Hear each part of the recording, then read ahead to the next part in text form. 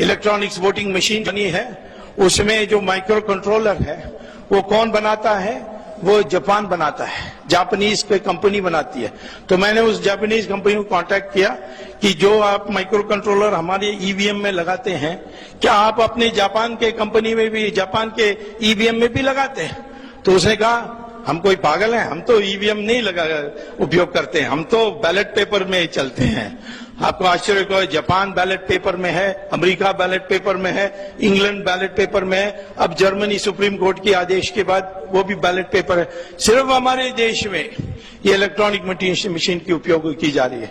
तब भी जब मैंने कोर्ट में केस डाली तो हाई कोर्ट ने पूछा मुझसे, कोई ऐसा आप सुझाव दे सकते हैं कि मशीन का भी उपयोग हो और धांधली भी ना हो?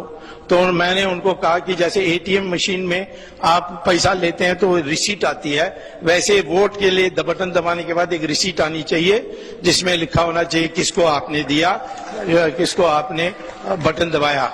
और उस चिट को बाहर ले जाना नहीं चाहिए, उसको बगल में एक बॉक्स में ही डाल देना चाहिए। उस बॉक्स में डालने के बाद जब कोई विवाद आती है तो उसी की वो पर्चा की गिनती होगी, मशीन में दोबारा बटन नहीं दबाई जाएगी।